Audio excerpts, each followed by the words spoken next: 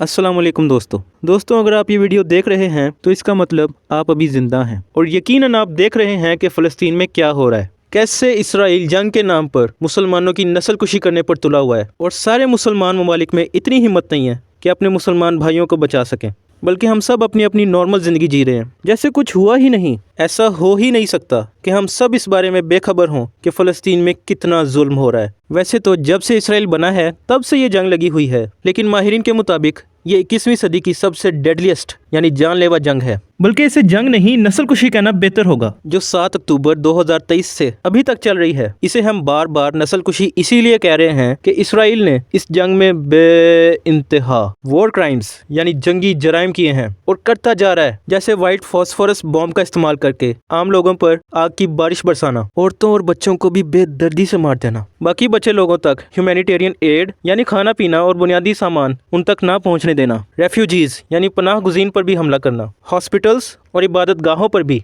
बेदरेक बमबारी करना और ऐसे बहुत सारे जंगी जराइम इसराइल बिना किसी खौफ के किए जा रहा है, क्योंकि ऐसा करने में अमेरिका इसराइल की भरपूर मदद कर रहा है। तो सवाल बनता है कि इस जुल्म को रोकने के लिए हम क्या कर सकते हैं? आप क्या कर सकते हैं? आपको फ़लस्तीन से हमदर्दी के लिए मुसलमान नहीं सिर्फ इंसान होना ज़रूरी है। इस बारे में हमें अपनी फ़ौज से बहुत उम्मीद थी, लेकिन अफसोस से कहना पड़ता है कि हमारी फ़ौज तो कश्मीर में होने वाला जुल्म नहीं रोक सकी, उल्टा अपने ही मुल्क में कश्मीर जैसे हालात बना दिए। तो इसका मतलब हमें खुद ही कुछ करना होगा।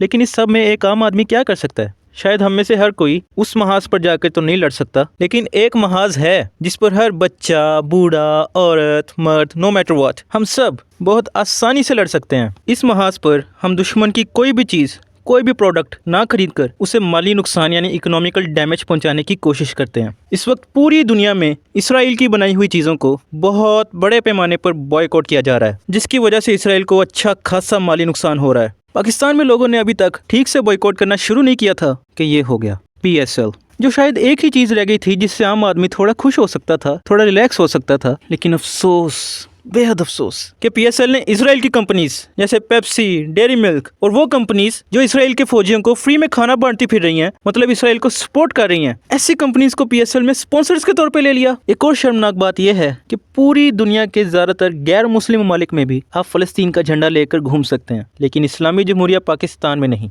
अगर आपके पास फ़लस्तीन का परचम है तो आपको स्टेडियम की एंट्रेंस पे ही रोक लिया जाएगा और आपको ऐसे ट्रीट किया जाएगा जैसे आपके हाथ में कोई हथियार हो। क्या अब भी आपका PSL देखने को दिल कर रहा है? हम PSL का भी उस वक्त तक बॉयकॉट करेंगे जब तक इसराइल से रिलेटेड सारे स्पॉन्सरशिप्स खत्म नहीं हो जाते। हर वो चीज़ जो बुराई को सपोर्ट करती है, और अगर हम उसे सपोर्ट करते हैं तो क़यामत के दिन हमें अपने रब की कोई भी सपोर्ट कैसे मिलेगी? Believe me, this is the least we can do. वाकई यार, ये उससे बहुत कम है जो हम कर सकते हैं और जो हमें करना चाहिए। इसराइल से रिलेटेड कोई भी चीज़ मत खरीदें, क्योंकि जब भी आप उनसे कोई चीज़ खरीदते हैं उससे होने वाले मुनाफे से वो जदीद तरीन हथियार बनाते हैं, जिससे वो कई मासूम लोगों को बेदर्दी से मारते जा रहे हैं। In this way, don't you think their blood is on our hands as well?